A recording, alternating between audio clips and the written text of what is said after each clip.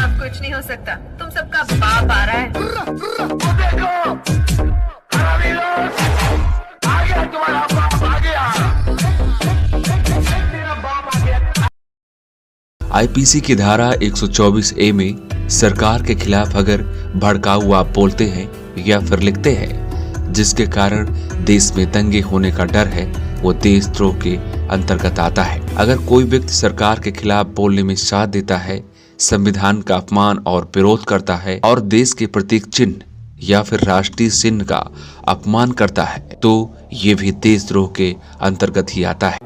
देशद्रोह भारत के कानून में एक संगीन अपराध की श्रेणी में आता है। जब भी किसी पर देशद्रोह का मुकदमा दर्ज होता है तो आईपीसी की धारा 124 ए के तहत उस पर केस दर्ज किया जाता है। किसी देश में सबसे बड़ा अपराध देशद्रोह को ही माना जाता है, लेकिन क्या आप जानते हैं कि आखिर देशद्रोह क्या है और इसे भारत में कैसे इम्प्लीमेंट किया जाता रहा है? देशद्रोह कानून 1859 तक अस्तित्व में नहीं था। हालांकि 1860 में इसे ब्रिटिश सरकार द्वारा बनाया गया था और फिर 1870 में इसे आईपीसी में शामिल कर दिया गया था। यह कानून आजादी से पहले का है। इस कानून का प्रयोग अंग्रेज उन भारतीयों के खिलाफ करते थे जो उनकी बात को मानने से इनकार कर देते थे। सबसे पहले यह कानून 1870 में अस्तित्व में आया था। भारत में तब से लेकर आज तक कानूनों में कई बड़े संशोधन भी हुए हैं, लेकिन यह धारा अभी तक बनी हुई है, इसे हटाया नहीं जा सका। देश की आजादी से पहले धारा 124 ए, जिसे अंग्रेज सिडेशन कानून भी कहते थे, आजादी के बाद उसमें कई बदलाव हुए और राज के स्थान पर सरकार शब्द को जोड़ दिया गया।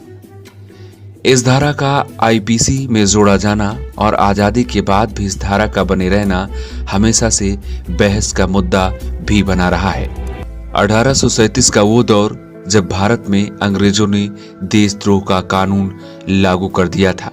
इस कानून को थॉमस मैकले ने धारा 113 के तहत बनाया था। आईपीसी की धारा 124 ए में सरकार के खिलाफ अगर भड़काऊ आप बोलते हैं या फिर लिखते हैं जिसके कारण देश में दंगे होने का डर है, वो देशद्रोह के अंतर्गत आता है। अगर कोई व्यक्ति सरकार के खिलाफ बोलने में साथ देता है, संविधान का अपमान और विरोध करता है और देश के प्रतीक चिन्ह या फिर राष्ट्रीय चिन्ह का अपमान करता है, तो ये भी देशद्रोह के अंतर्गत ही आता है। अगर आंकड़ों की बात करें तो देश में देशद्रोह के कुल 47 मामले अभी तक दर्ज किए जा चुके हैं, जिसमें से 72% मामले सिर्फ बिहार और झारखंड में दर्ज किए गए हैं।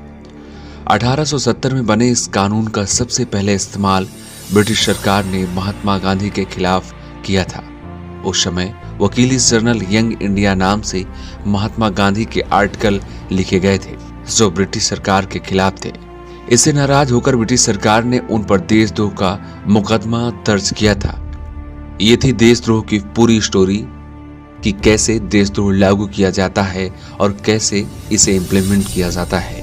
अगर आप ऐसी ही अपडेट आगे भी जानना चाहते हैं तो आप हमारे चैनल को सब्सक्राइब कर सकते हैं ताकि ऐसी अपडेट हम आप तक पहुंचाते रहें। दोस्तों, वीडियो को लाइक करना ना भूलें और इससे हमारा कोई बेनिफिट्स नहीं होता है, बस हमारा मोटिवेशन अप हो जाता है। और अगर आप हमारी वीडियो को लाइक करते हैं, पसंद करते हैं, साथ में चैनल को सब्सक्राइब कर दें और बेल आइकन को दबाने के साथ ही ऑल नोटिफिकेशन का ऑप्शन दिखेगा, उसे दबाना बिल्कुल भी ना भूलें, क्योंकि जब भी मैं नई वीडियो अपलोड करूं तो उसकी नोटिफिकेशन आपको आपके मोबाइल पर मिल जाए।